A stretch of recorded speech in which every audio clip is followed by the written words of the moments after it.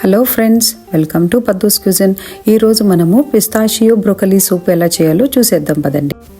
ముందుగా మనము బ్రోకలీ తీసుకోవాలండి. నేను ఇక్కడ 350 to 400 grams ఆఫ్ బ్రోకలీ తీసుకున్నాను. సో దీన్ని చిన్న చిన్న ఫ్లోరెట్స్గా కట్ చేసేసుకోవాలి. మనము ఈ బ్రోకలీని మనము శుభ్రంగా వాష్ చేసుకోవాలండి. దానికోసము ఒక బౌల్లోకి మనము వామ్ వాటర్ ఆర్ కొంచెం హాట్గా ఉన్నా పర్వాలేదండి. నేను కొంచెం హాట్ వాటర్ తీసుకున్నాను. దానిలోకి మనము ఇప్పుడు కొంచెం ఉప్పు వేసుకుందామండి. ఒక స్పూన్ ఉప్పు వేసుకుందాము. అలానే దాంతో పాటు వెనిగర్ అండి.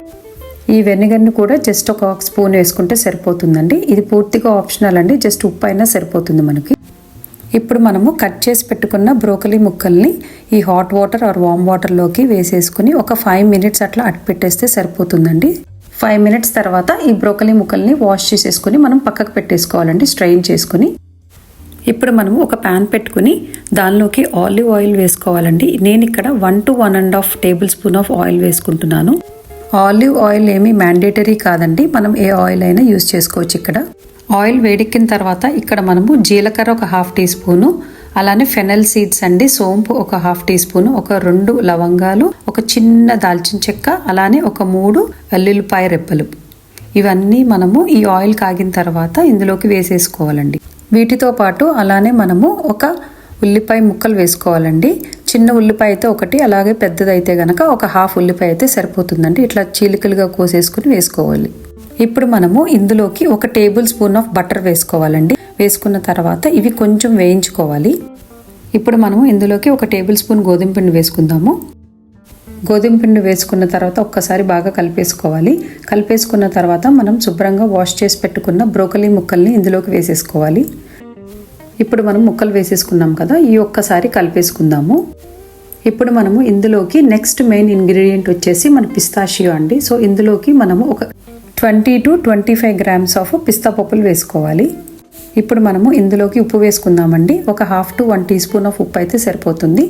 అలానే కొంచెం మనకు స్పైస్నెస్ కోసము పెప్పర్ వేసుకోవాలి. సో క్రష్డ్ పెప్పర్ ఇక్కడ మనం ఒక 1/2 to 1 teaspoon అయితే సరిపోతుంది మన స్పైస్ లెవెల్స్ని బట్టి.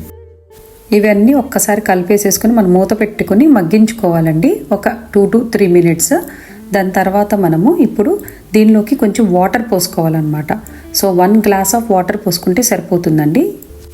వాటర్ పోసుకున్న తర్వాత మళ్ళీ మనము లిడ్తో క్లోజ్ చేసేసుకుని ఒక 5 minutes మనము వీటిని కుక్ చేసుకోవాలి. 5 minutes తర్వాత స్టవ్ ఆఫ్ చేసేసుకుని ఇది వేడి ఆరనివ్వాలండి, పక్కకు పెట్టేసుకోవాలి. ఇప్పుడు మనము సూప్తో పాటు తినడానికి బ్రెడ్ రెడీ చేసుకుందామండి. నేను ఇక్కడ బగెట్ తీసుకున్నానండి. సో ఇక్కడ సూపర్ మార్కెట్ స్టోర్స్లో దొరుకుతాయి అన్నమాట. నేను ఇక్కడ గార్లిక్ ఫ్లేవర్డ్ బకెట్ తీసుకున్నానండి. సో దీన్ని మనం ఓవెన్లో పెట్టుకోవాలి 180 degrees సెంటీగ్రేడ్లో. జస్ట్ ఒక 5 నుంచి 7 నిమిషాలు పెట్టుకుంటే సరిపోతుందండి, కరెక్ట్గా కుక్ అయిపోతుంది.